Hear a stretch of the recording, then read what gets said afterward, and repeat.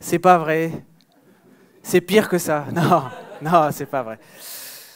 Voilà, on est heureux d'être avec vous ce matin, de revenir dans une région qu'on a bien connue, puisqu'on est vécu en région parisienne pendant presque 10 années. On était dans l'Est, nous, Parisiens.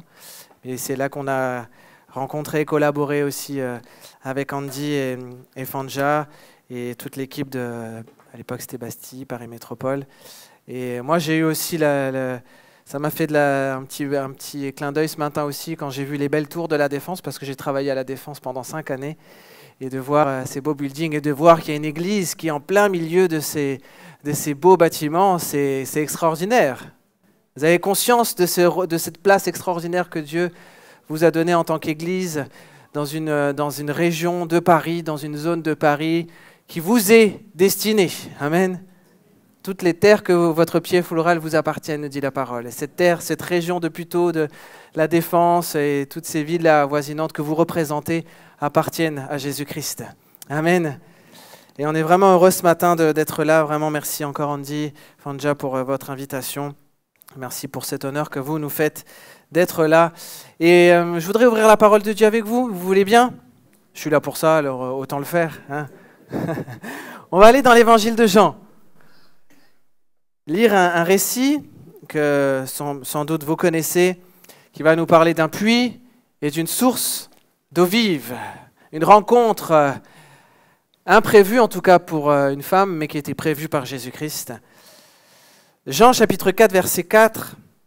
Je vais lire dans la version second 21, mais ça doit s'afficher, ou sinon, si vous avez votre Bible, ouvrez votre Bible et lisez dans la version que vous avez. Il est dit, comme il devait traverser la Samarie, les questions de Jésus, il arriva dans une ville de Samarie appelée Sichar, près du champ de Jacob, que Jacob avait donné à son fils Joseph. Là se trouvait le puits de Jacob. Jésus, fatigué du voyage, était assis au bord du puits. C'était environ midi.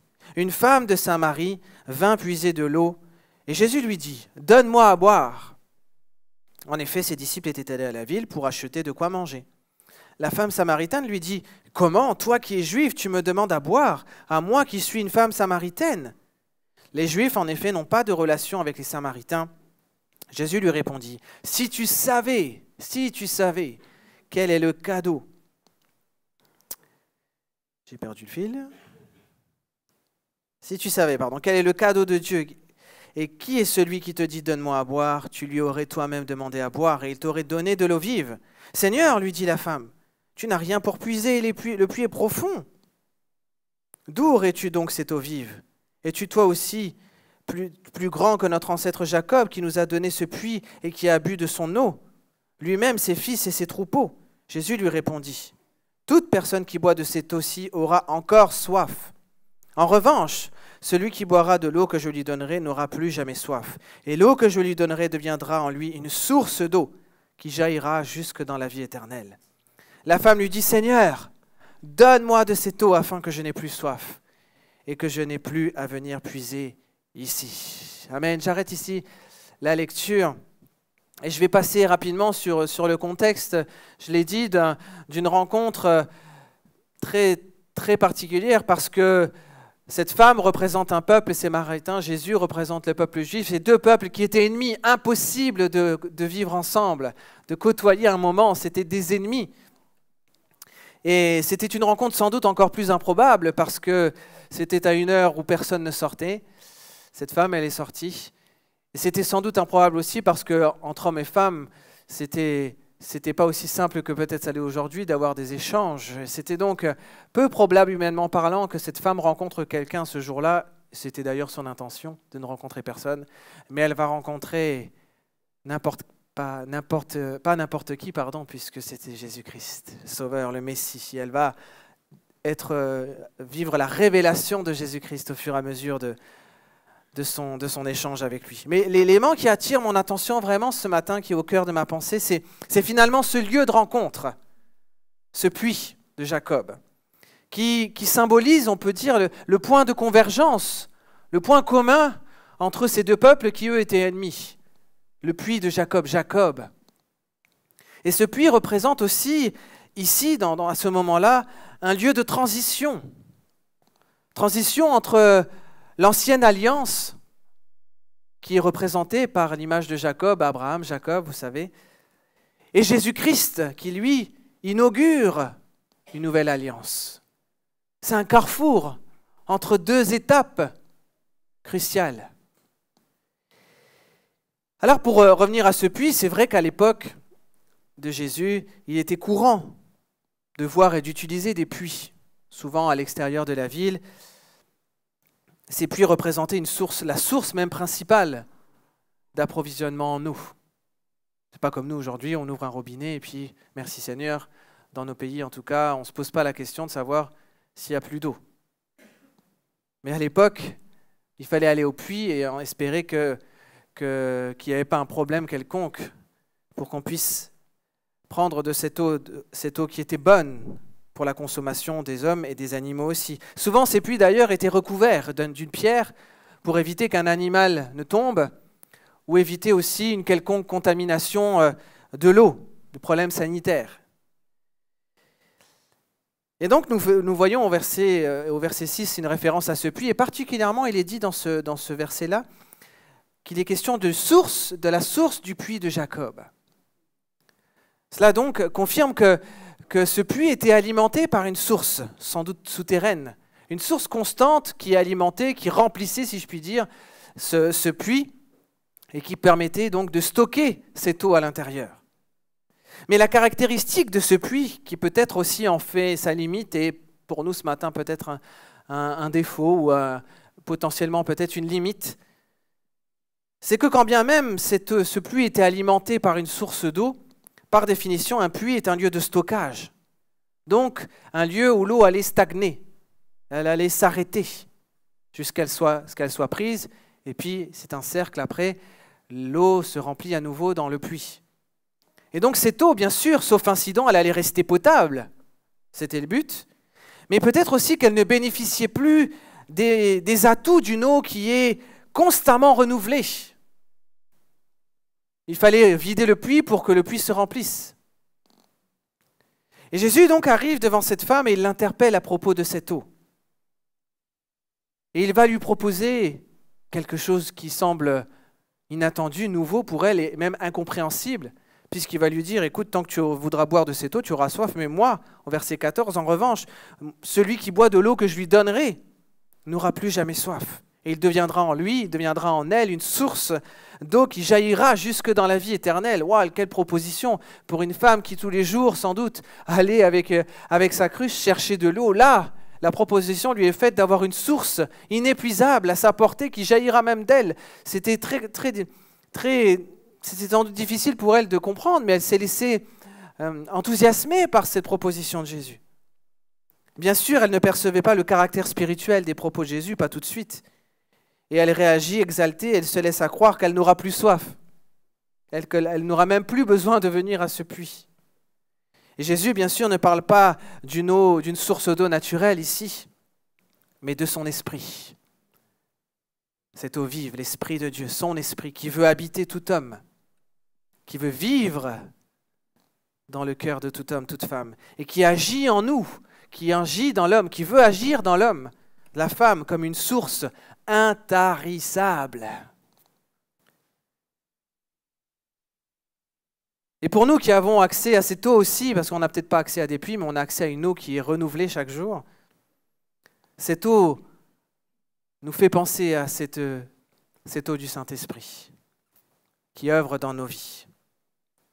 Mais on va aller plus en détail. Et déjà, je veux dire aussi que ce qui est intéressant dans ce texte, c'est que Jésus ne méprise pas le puits. Jésus ne méprise pas les vertus de ce mode de consommation. Jésus ne dit pas à cette femme, mais qu'est-ce que tu fais à ce puits-là? Non. Ce que Jésus veut l'amener à comprendre, c'est qu'il y a le puits, mais il y a plus encore. Il y a autre chose. Il y a une autre eau. Aussi, ce que je veux dire par là, c'est que le Saint-Esprit n'agissait pas, ce n'est pas que le Saint-Esprit n'agissait pas sous l'Ancienne Alliance, comme il agissait dans la Nouvelle Alliance. Le Saint-Esprit agissait, bien sûr, sinon nous n'aurions pas la parole de Dieu. On est d'accord. Il n'y a pas de mépris envers l'Ancienne Alliance et une valorisation de la Nouvelle Alliance. Jésus annonce simplement qu'il veut amener plus loin son peuple, son Église, l'amener dans une nouvelle dimension de puissance. Et les termes employés par Jésus sont clairs, ils sont précis. Vous savez, la parole de Dieu emploie des mots qui sont précis et qui ont un but. Jésus utilise le mot « eau vive ». Ce n'est pas juste une autre eau, c'est une eau vive. Et bien qu'il s'agisse d'une image spirituelle, d'une réalité spirituelle, je crois que c'est important de nous imaginer un petit peu ce que ça peut représenter pour nous de manière très concrète, cette eau vive, en parallèle de cette eau du puits. Je ne sais pas si vous avez eu l'occasion de voyager en montagne, de voir un petit peu ces paysages qui sont un peu loin de la région parisienne, mais qui existent. Il n'y a pas que le Montmartre qui est la montagne, il y a d'autres vraies montagnes. Ici aussi, ça monte bien, mais ça monte encore plus dans certaines régions de France. Et il y a une particularité dans les montagnes, c'est l'eau. Ce n'est pas la mer, c'est très diversifié. Et moi, je relève, parce qu'on aime beaucoup aller à la montagne avec ma famille, je relève deux grands reliefs de montagne avec l'eau. Il y a d'un côté ces grands lacs de montagne. Je ne sais pas si vous avez déjà vu ces beaux lacs de montagne, ces beaux paysages avec la montagne qui fait une symétrie parfaite comme un miroir sur les lacs. C'est très agréable. Souvent, ces lacs, on peut s'y baigner. Alors, c'est vrai que c'est pas un océan, c'est pas le climat de la Méditerranée, etc. C'est pas 27 degrés dans l'eau, c'est vrai, ça reste frais quand même, mais quand même c'est agréable, surtout quand il fait chaud, on peut s'y baigner, on peut jouer, les enfants s'amusent, et puis ça dans un cadre bucolique extraordinaire, ça fait plaisir. D'accord ?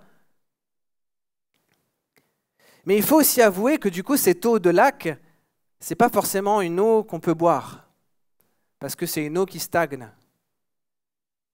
C'est une eau qui sans doute génère des algues, qui va générer peut-être des bactéries, qui favorise aussi la prolifération des insectes, des moustiques, etc. Donc c'est une eau agréable qui a ses atouts, mais qui a aussi ses limites, surtout quand il s'agit de nous nourrir, de nous vivifier. Et de l'autre côté, quand vous allez à la montagne, il y a ces courants d'eau, des torrents, des ruisseaux, parfois des cascades, qui s'enchaînent les uns dans les autres.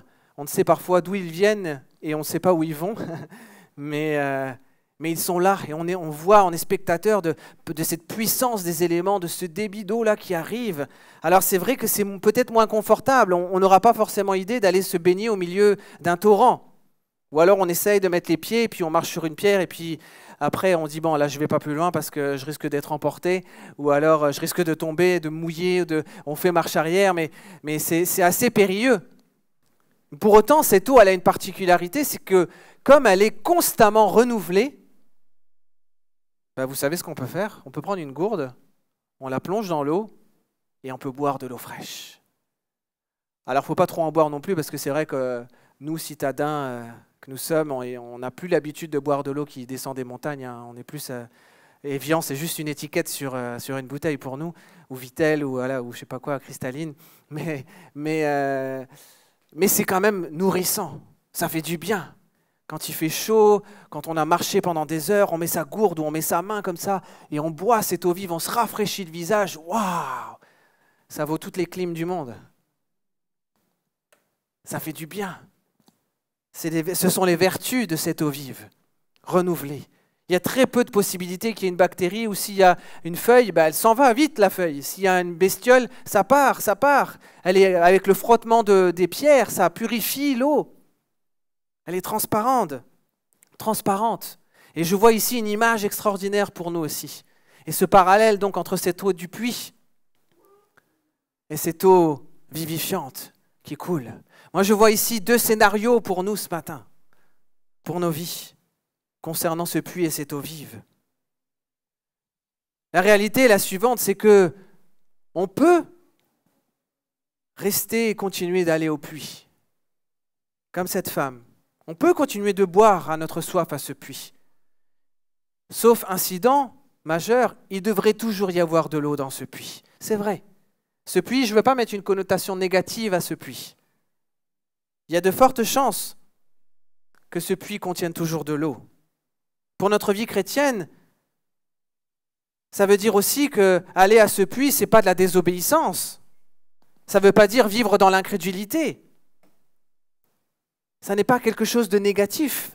Mais pour autant, est-ce que c'est suffisant? Est-ce que c'est le point final de ma relation avec Christ, ce puits? Est-ce que c'est le seul moyen? Est-ce que c'est le moyen de fin pour avoir une vie remplie du Saint-Esprit? Est-ce que c'est là où Jésus veut que j'installe ma vie, à ce puits? Que peut représenter, et peut-être représenter pour vous, pour nous ce matin, ce puits?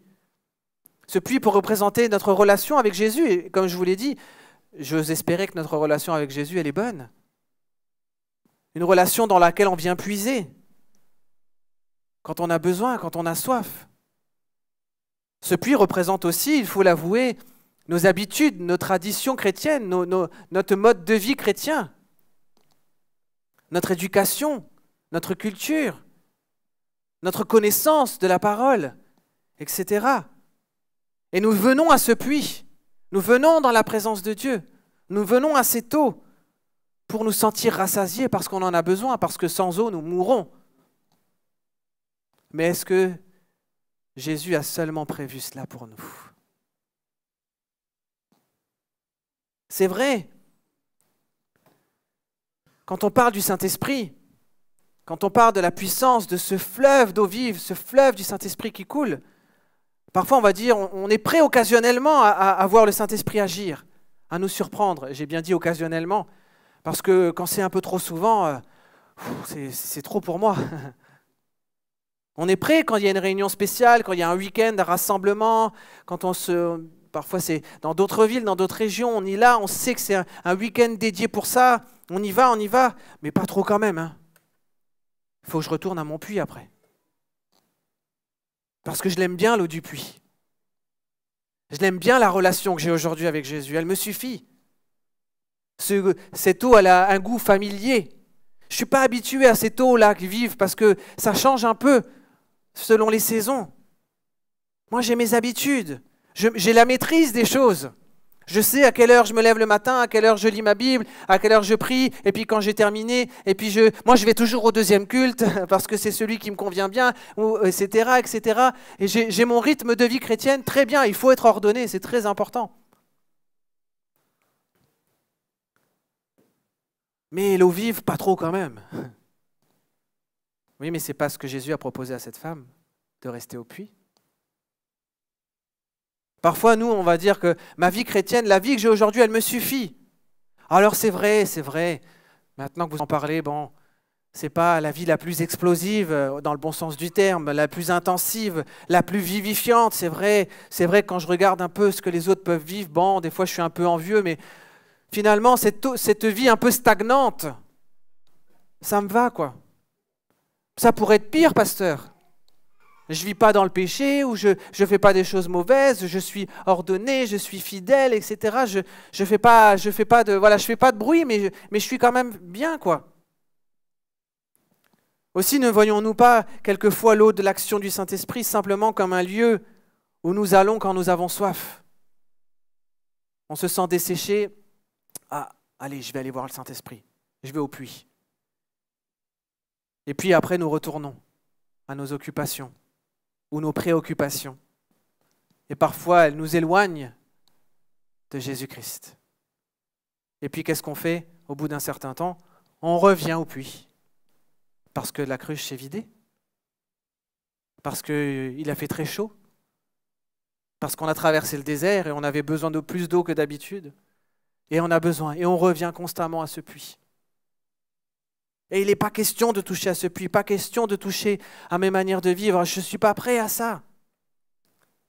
Parfois, ça se manifeste même dans l'Église.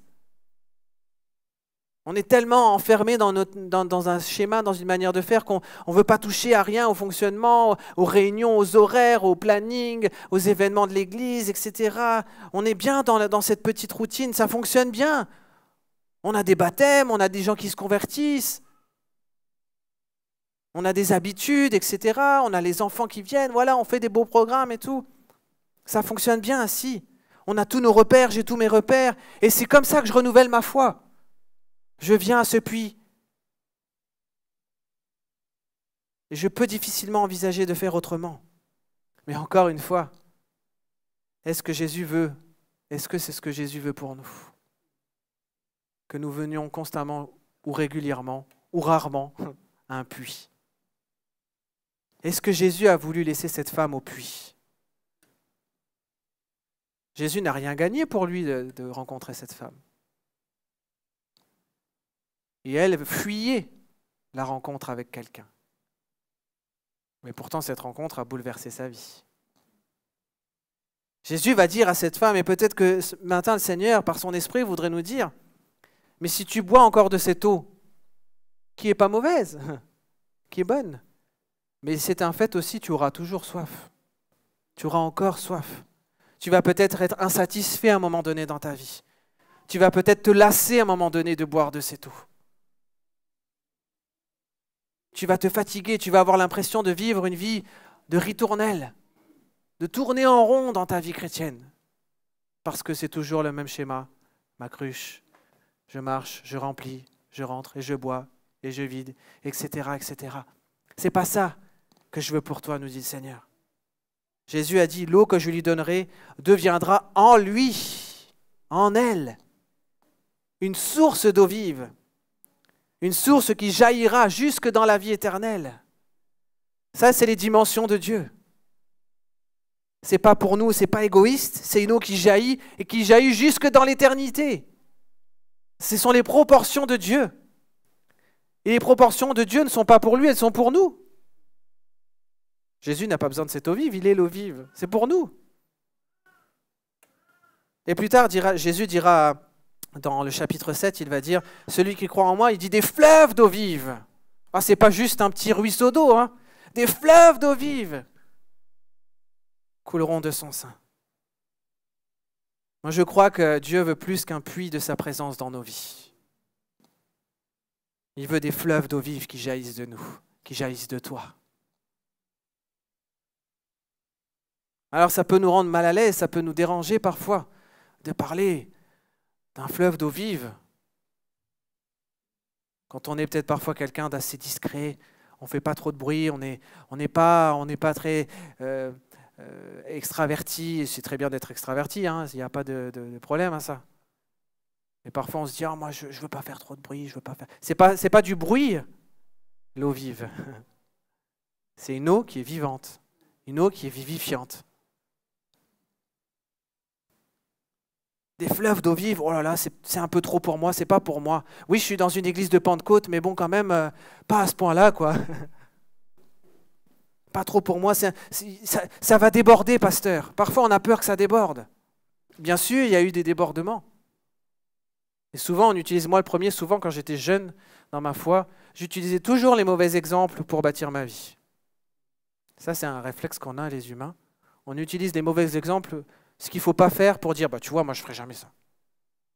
Alors qu'il y a tant de bons exemples, où on voit la manifestation du Saint-Esprit qui est ordonnée, qui est efficace, qui est puissante. Vous savez, dans une montagne, pour reprendre cet exemple de l'eau, quand vous voyez ces torrents d'eau qui coulent, il y a un débit puissant, quoi. Parfois, on peut même être en danger si on met sa main. Mais à aucun moment, il risque d'y avoir de débordement. C'est ordonné. L'eau descend de manière ordonnée. Le seul moment où ça déborde, souvent, c'est quand il y a une intervention humaine. Souvent, quand on essaie de faire des canaux, de dériver les eaux, etc. Malheureusement, beaucoup de causes d'inondation, même en France, dans nos pays, sont le résultat des interventions humaines qui ont changé, qui ont fait bifurquer les eaux, les canaux, etc. Bon, je ne suis pas trop technique, mais c'est une réalité. Naturellement, la nature est ordonnée. L'eau vive est ordonnée. Nous n'avons pas à craindre le débordement du Saint-Esprit quand nous soumettons au Saint-Esprit. Les débordements, ils arrivent quand nous, on veut ajouter, quand on veut copier, quand on veut faire comme telle église, tel pasteur, parce qu'on a entendu, il faut me poser ses mains comme ça, il faut prier comme ci, il faut faire comme ci. Non! C'est au Saint-Esprit d'être le maître. Et le Saint-Esprit est très respectueux, je dis souvent. Le Saint-Esprit, parfois, nous surprend, c'est vrai, nous saisit, mais il nous respecte. Et la Bible dit aussi que l'esprit des prophètes est soumis aux prophètes, d'ailleurs. Nous pouvons, je veux le croire, et ce matin j'ai envie que nous puissions dire que nous voulons vivre la plénitude de la présence du Saint-Esprit. sans crainte de perdre la maîtrise de nos vies, sans crainte de devenir une autre personne, sans crainte de perdre le contrôle. Cette eau vive, elle est sans limite, mes frères et sœurs. Et nous n'avons pas à la craindre, et nous n'avons pas à craindre qu'elle vienne à manquer. Contrairement à cette eau du puits, qui parfois peut nous laisser une mauvaise surprise en arrivant un matin et c'est vide.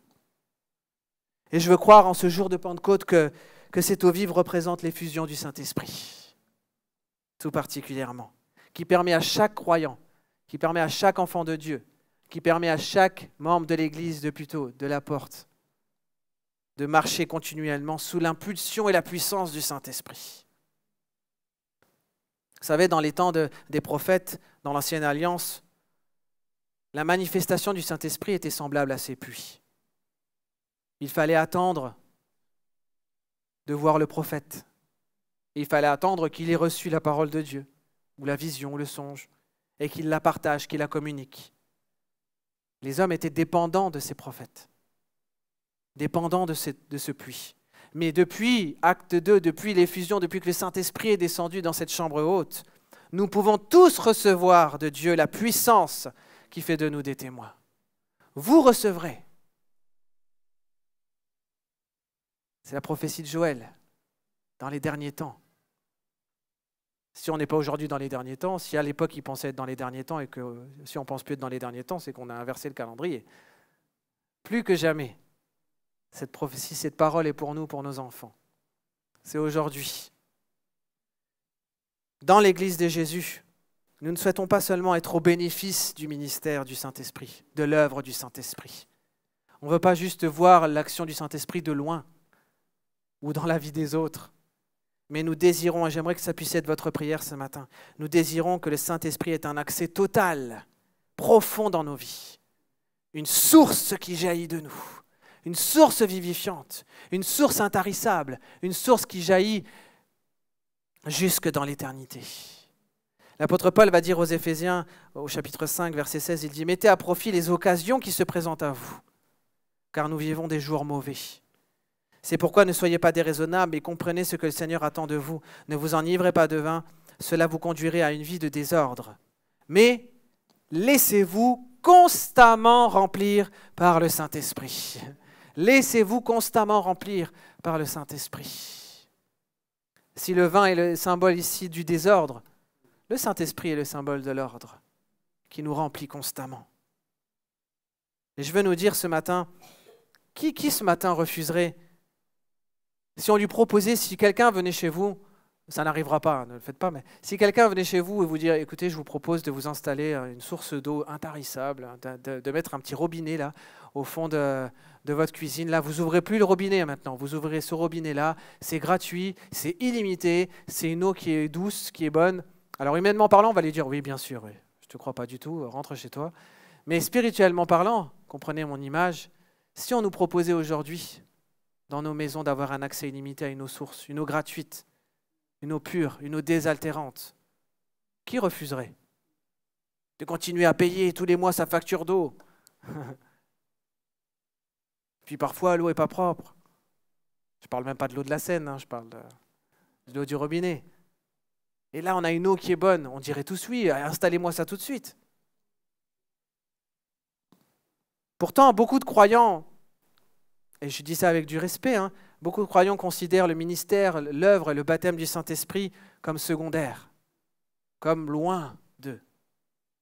Ils y croient, hein, on y croit, vous êtes peut-être là ce matin, vous croyez au don du Saint-Esprit, vous croyez aux manifestations du Saint-Esprit, vous êtes dans une église qui proclame, qui vit, qui veut vivre la Pentecôte, mais ce n'est pas pour vous, ce n'est pas pour moi, c'est plus pour moi. Beaucoup de croyants se privent de cet accès à la source inépuisable de l'eau vive du Saint-Esprit. Et c'est dramatique, je trouve, parce que autour de nous, le monde qui nous entoure, les cœurs qui sont autour de nous, s'assèchent, brûlent, sont brûlés, embrasés par les passions, les mauvais désirs, par le péché, par la rancune, par les ténèbres. Et comment considérer que nous-mêmes, par nos propres forces, avec notre petite cruche de notre vie chrétienne, on pourrait tenir mieux que ceux du monde. Alors que parfois, il faut avouer que on est tout aussi faible, qu'on a tout autant de mal, tout autant de difficultés que parfois même des personnes qui ne connaissent pas Jésus à vivre les épreuves. On ne va pas le dire parce qu'on est chrétien. On ne va pas dire qu'on est découragé, on ne va pas dire qu'on a douté du Seigneur. Mais parfois, ça nous a traversé l'esprit. Parce que humainement parlant, on ne peut pas tenir dans ce monde. Seul, sans l'accès à cette eau vive, c'est difficile. Je ne sais pas vous, mais moi, je n'ai pas envie de vivre une vie difficile. Elle est déjà naturellement difficile comme ça. On n'a pas besoin de demander les difficultés, elles arrivent, hein, d'accord ? On n'a pas besoin de demander la maladie, le chômage, les épreuves, les souffrances, etc. Ça vient tout seul. Mais si on se prive de ce qui nous protège, on aggrave la situation. C'est dramatique. Pourquoi encore refuser le don, l'expérience, la puissance, le renouvellement dans le Saint-Esprit aujourd'hui ?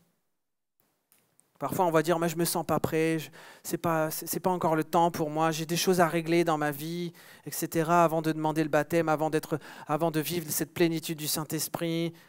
Laissez-moi vous dire que si nous pensons pouvoir mériter ce baptême par une bonne conduite ou d'avoir rempli toutes les cases avant, nous nous trompons. Vous savez, le baptême Saint-Esprit, c'est comme le salut. Le salut n'est pas accordé à ceux qui pensent pouvoir acheter, gagner le salut par leurs œuvres. Le salut nous est donné gratuitement. La Bible dit qu'alors que nous étions encore pécheurs, Christ est mort pour nous.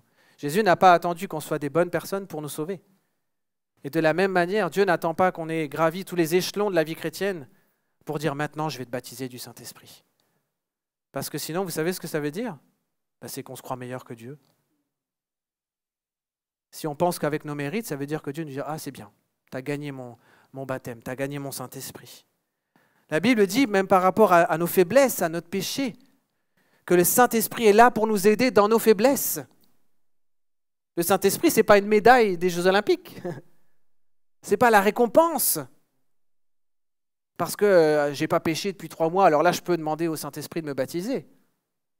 Ce n'est pas ça, le Saint-Esprit. Le Saint-Esprit est accordé à un cœur qui est sincère, qui est repentant, quand bien même tout n'est pas réglé dans sa vie, mais qui est sincère devant Dieu. Le Saint-Esprit est là, mon frère, ma sœur, pour t'aider à triompher du péché. Si tu penses pouvoir triompher du péché tout seul, peut-être y arriveras-tu. Mais très souvent, nous n'y arriverons pas. Parce que le péché est souvent plus dominant que nous. Mais si ce matin, on est capable de confesser un péché qui domine notre vie, de réclamer à Dieu son aide et de réclamer la puissance, le baptême du Saint-Esprit, soyez convaincus que le Saint-Esprit va vous être accordé pour que vous ne puissiez plus rechuter dans le péché. Le Saint-Esprit est une puissance qui nous aide pour combattre, pour prendre autorité sur tout ce qui nous fait du mal. Nous n'avons pas cette autorité naturellement. Il nous faut la puissance, il nous faut le mandat, le cachet de Dieu, c'est la puissance du Saint-Esprit pour pouvoir tenir, pour pouvoir affronter et surtout pour pouvoir triompher. Trop souvent, je l'entends aussi des croyants qui ont été déjà visités par le Saint-Esprit, mais qui doutent tellement. Oui, mais peut-être que c'était mes émotions, peut-être que c'était ma tête, peut-être que, oui, j'ai dit quelques mots la dernière fois quand on a prié pour moi, mais je ne sais pas trop, et puis ceci, et puis c'est comme si on étouffait. C'est comme si on mettait des pierres, qu'on empêchait cette eau vive de couler. C'est comme si on avait coupé cette source d'eau qui semblait trop impressionnante pour nous. D'autres se contiennent tellement, je l'ai dit, qu'ils doutent tellement, qu'ils se sentent tellement indignes qu'ils se privent tout simplement. Ils ne vont pas du tout.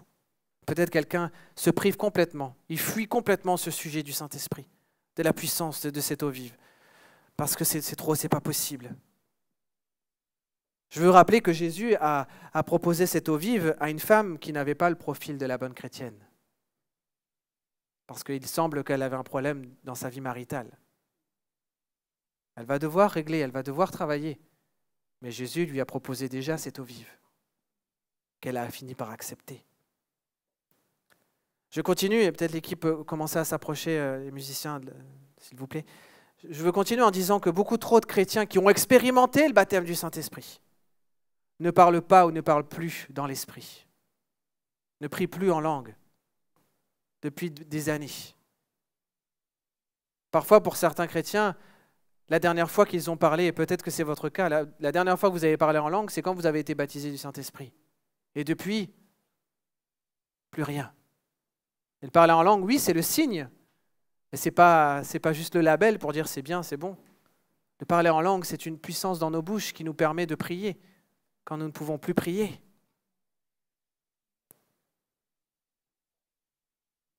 Parfois, on ne parle plus en langue, on ne parle plus cette langue de l'Esprit, parce qu'on a tellement cloisonné le Saint-Esprit à ce baptême, à un temps particulier de visitation, et non à une personne qui vit avec nous. Le pasteur Andy disait tout à l'heure, le Saint-Esprit, ce n'est pas juste un moment d'émotion, ce n'est pas juste un temps de visitation.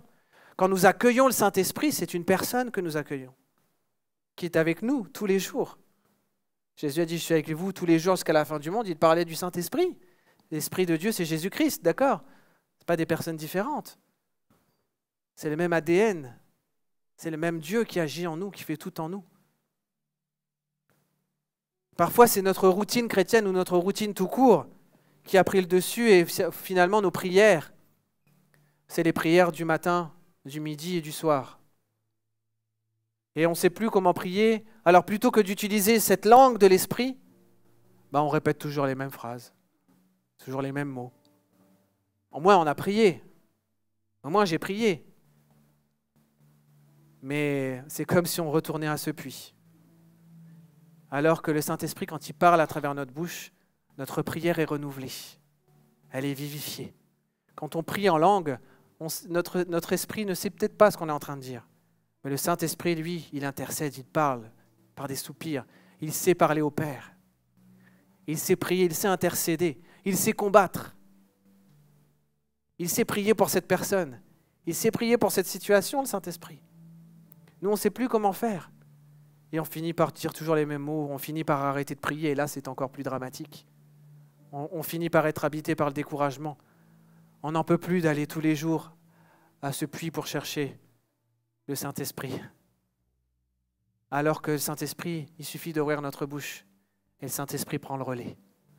Quand on n'arrive plus, c'est lui qui prie, c'est lui qui parle, c'est lui qui agit en nous et c'est lui qui agit à travers nous. C'est tellement dommage quand on en arrive à ce que nos prières se deviennent limitées, répétitives. Alors que la prière par l'Esprit est une source permanente, constamment renouvelée.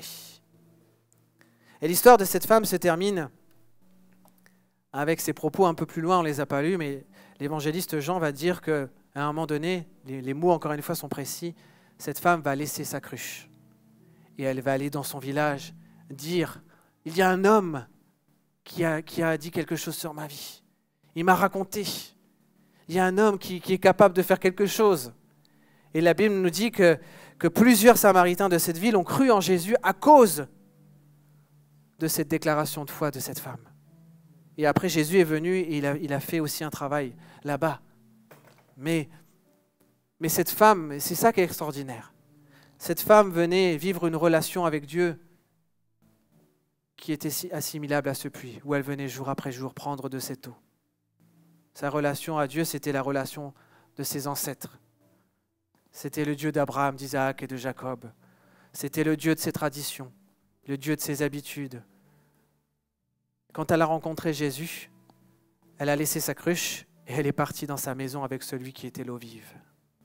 Et elle a transmis, elle a jailli dans sa génération l'eau vive de Jésus-Christ.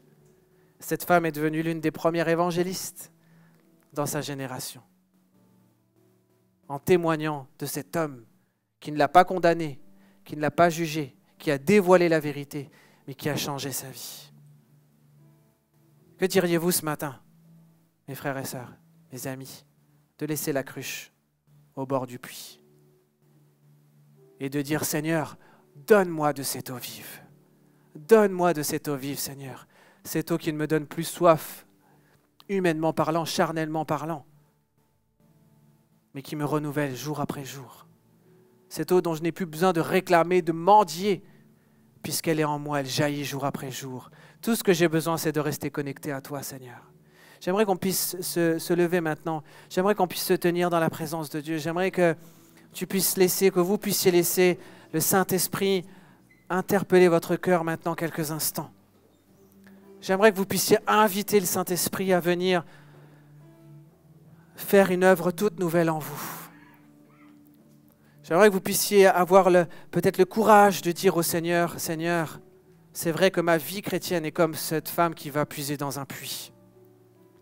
Mais ce matin, je veux plus. Ce matin, je veux laisser cette cruche au bord de ce puits.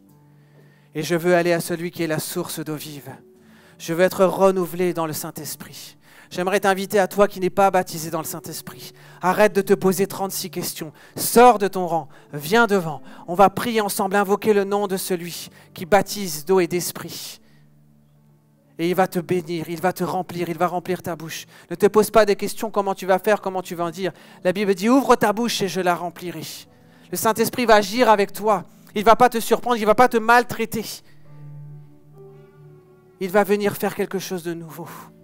J'aimerais que tu puisses venir si tu sens que le Saint-Esprit te dit « J'ai envie de vivre quelque chose avec toi de nouveau ». Peut-être tu es baptisé dans le Saint-Esprit, mais tu ne parles pas, tu ne parles plus, tu ne vis plus la plénitude du Saint-Esprit. J'aimerais qu'on puisse prier ensemble avec toi pour que tu puisses être régénéré, renouvelé dans la puissance du Saint-Esprit. Que tu puisses revivre ta Pentecôte, que tu puisses revivre l'effervescence du Saint-Esprit dans ta vie.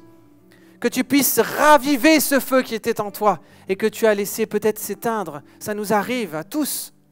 Ne te prive pas ce matin. On va se laisser conduire. Est-ce qu'on peut commencer à prier, élever nos voix? Est-ce qu'on peut commencer à prier? Si vous sentez dans votre cœur, commencez à prier en langue. Et pendant qu'on va se laisser conduire dans ce chant, venez, approchez-vous. L'équipe pastorale est là. On n'aura peut-être pas l'occasion de prier avec tout le monde, mais on veut prier, intercéder, on veut chercher le Saint-Esprit ce matin. On veut libérer les charismes, on veut libérer les dons du Saint-Esprit. Si tu sens que le Saint-Esprit t'appelle, viens maintenant s'il te plaît. Et là, quand tu t'approches, commence à élever ta voix, commence à ouvrir ta bouche, commence à réclamer, commence à déverser ton cœur, commence à vider peut-être cette cruche et laisse l'Esprit de Dieu te saisir. Approchez-vous, mettez-vous bien.